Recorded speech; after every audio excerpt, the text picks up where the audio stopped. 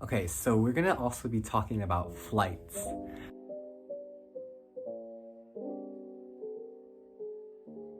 The general rule I would suggest and my advice is to book as soon as you can.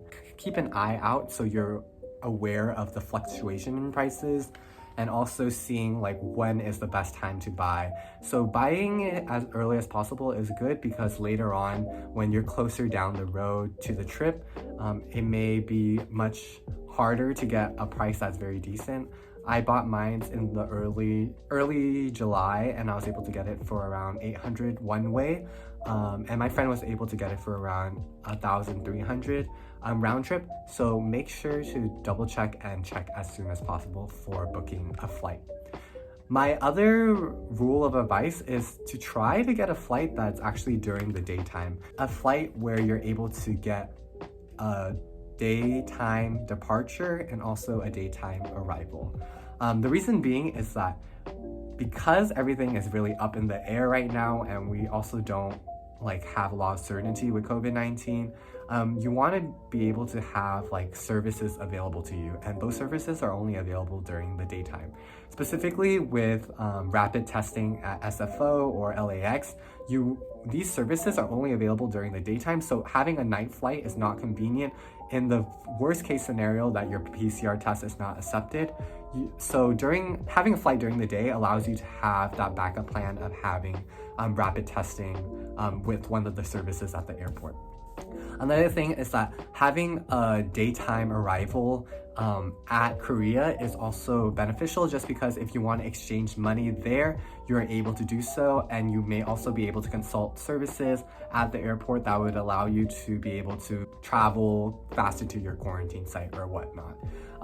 In the case of my friend, she was able to arrive early to the airport around 4 a.m. in the morning, but because of that, there were not a lot of taxis available. I would really suggest trying to book a daytime departure and a daytime arrival to make things a lot easier for you.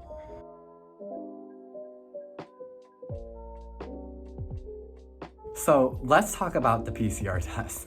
So there are a lot of videos going around where they're just talking about the different rules of the regulations for PCR testing and what does my test need and do I need this, do I need that, and it's just really confusing and conflicting. The reason being is just that many of these videos are just taken during different times of the PCR testing process. So some of these videos were taken very early on in the pandemic when they were a lot stricter with the test and what is needed on the PCR test, compared to maybe now where some of the regulations are a little bit looser or some things are maybe able to slide. So for me, what I'm going to be talking about today is my PCR testing experience. So this may not apply to you, and some of the regulations that you see right now may also not apply to you. So make sure to double check with the immigration website to just double check what is the regulation for traveling abroad to Korea and what is the necessary things you need on your PCR test before traveling. My experience on August 2021 for fall quarter was that as of right now, from the information from the consulate and also information online, you will need a PCR test with results dated 72 hours before the flight. So this doesn't mean that the sample was collected 72 hours before the flight. You just need to have your results dated 72 hours before the flight. You do not need to worry about if your PCR test is dated to be 72 hours prior to the arrival. Don't worry about the arrival part. Just make sure it's 72 hours before departure, before your flight departure. Don't worry about arrival and the timing and the Korean officials asking about your PCR test in Korea. Just worry about the departure process in that window for your results specifically.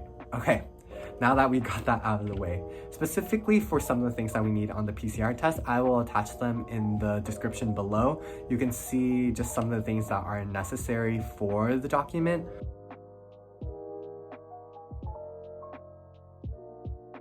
If your passport has a middle name on it, make sure that when you're getting a PCR test to put your middle name with your first name. So This is just important because when they're publishing the test results, you want to have your full name matching the one on your passport on your PCR test.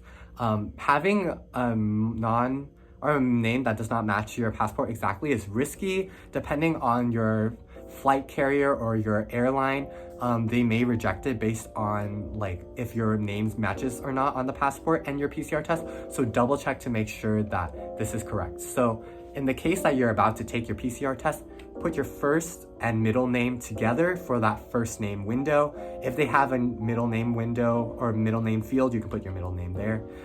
But yeah, just make sure to do that.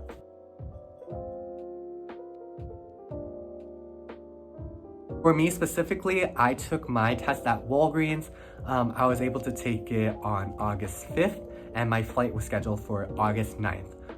But that does not matter. It does not matter when the date is collected. It matters when the results are published. So you want to make sure you're timing it right, and you want to make sure your results are timed so that they are within the 72-hour window before your flight departure. So I was able to get it on April 6th, which is within that 72-hour window from April 9th, and that way I was able to be set for my PCR test.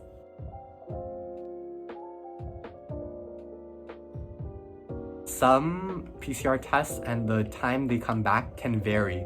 So you want to make sure that you have multiple tests that you can do so that in the case that one of them comes way too late or way too early, you have a backup and you have something that you can still give to the officer at the airport. The very last minute thing that you can do is do rapid testing at SFO or any rapid testing site. For these rapid testing sites, they are not covered by insurance. And they may amount from like $150 to almost $300 to $400 depending on how fast you want your results. So I would really recommend to plan it out accordingly. Make sure to plan out your tests and get them done at a Walgreens or your medical provider location. I would not suggest CVS because CVS has had problems with publishing the birthdays on the test. So just make sure to double check. And I wish you the best of luck with the PCR testing. And that's basically it. Hopefully these videos were able to help, and I definitely hope your trip is a lot smoother than some of my peers who have traveled to Korea more recently. So definitely, hopefully the situation gets better. But until then, I really hope these videos help, and I will see y'all soon.